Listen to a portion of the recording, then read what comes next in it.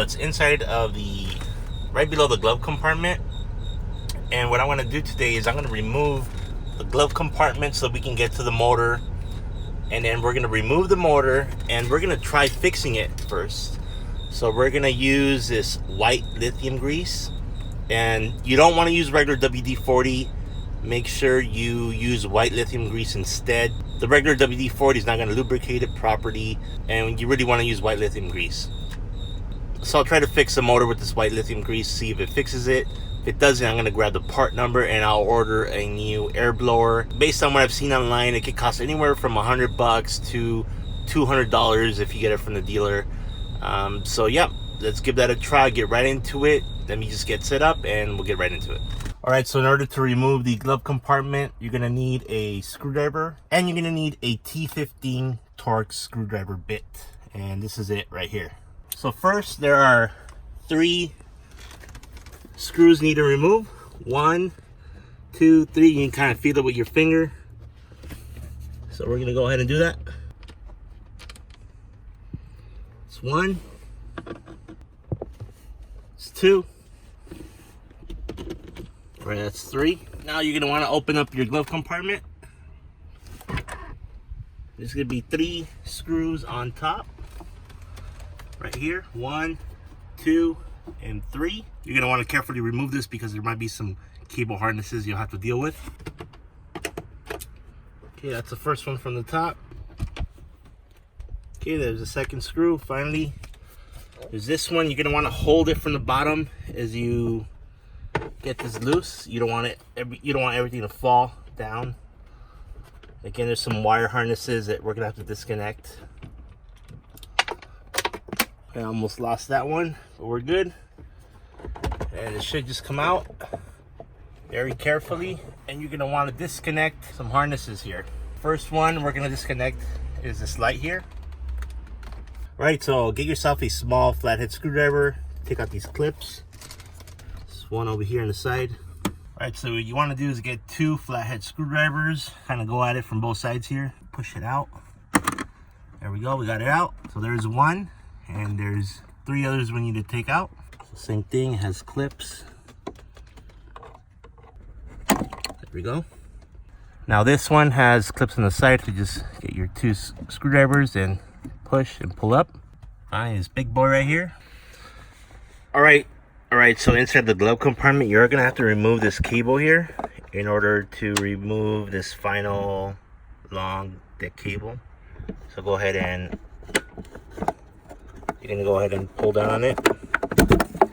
And there it goes, just removes just like that. And that's for connecting your iPhone and so on.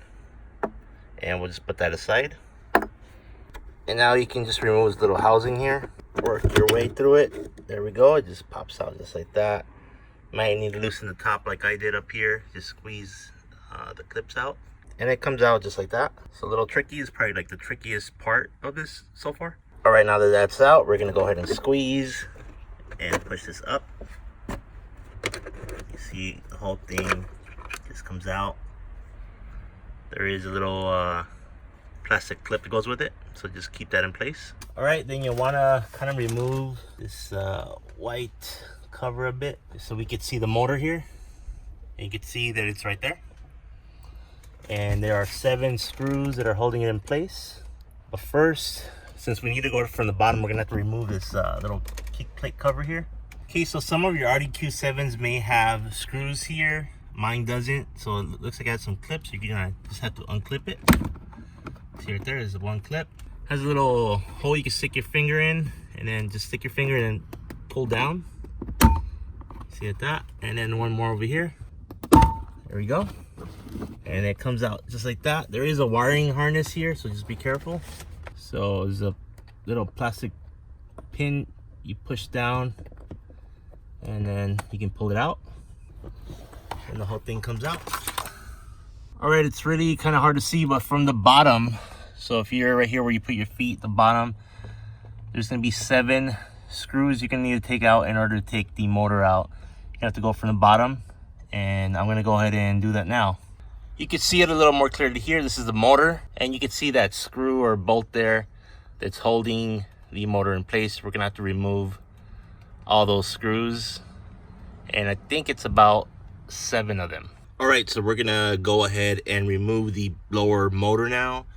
We're gonna remove a few screws. One's right here, and the other one is up there. So we're gonna have to cut this wire tie here so we can remove all these wrapped wires so they're out of the way.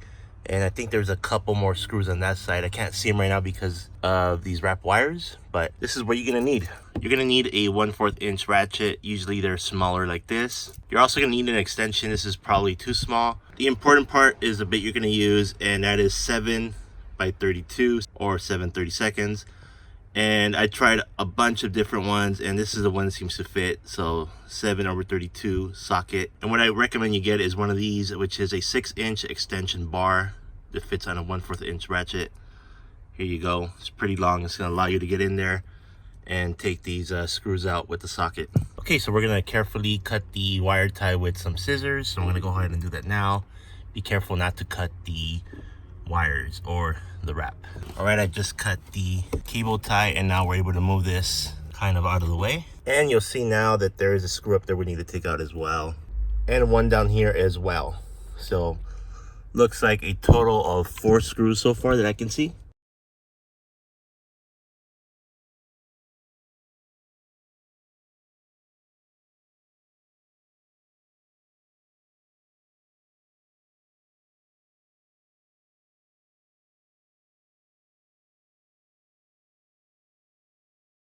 All right, so here we go. Here is the blower motor. The first thing I'm gonna do is take an air canister and just blow some air in there. Get little things, little dust particles cleaned out.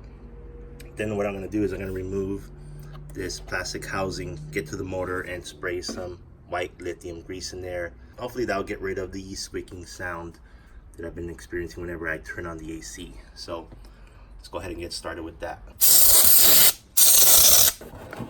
All right, the next thing, in order to remove this housing, we're gonna have to press these little rubber parts in, and that's gonna loosen up the housing so we can get into the motor. And there are 4 of them. See, they're marked with a little kind of gold dot on there, at least on mine. Okay, so I'm gonna go ahead and get started with that. I'm just gonna use a flathead screwdriver. All you have to do is kind of push it in so it goes into the housing. That way we can pull it out. You see it's now flat. So when you're putting the housing back, it's gonna push up and kind of be like kind of half a pyramid here. But yeah, you push it in. You're gonna push in this one as well. Push it in all the way till it goes flat. There we go. And the last one, they're a little tricky because this part's in the way, but you can definitely do it. You can kind of hear it pop, and what you're gonna want to do is kind of flip it over, right? And then you're gonna want to lift up in the housing. And be very careful because there is a wire out of here, so don't pull it out too hard and too fast. Just go nice and easy. You kind of see the rubber pieces there coming off. Kind of just wiggle it, get it all out. Just gonna flip it over. Yeah, because this wire here is holding it in place, we're not gonna be able to pull it too much. So it'll probably be just enough to spray in there. And we're gonna wanna spray the shaft of the motor right down here somewhere. And then right on top, if we can get in there. Okay, so this is about as good as you're gonna get to get access to the top of the motor to spray in there. And what I'm gonna do first is there's a lot of dust, so I'm gonna use the air canister first. So I'm gonna do that now.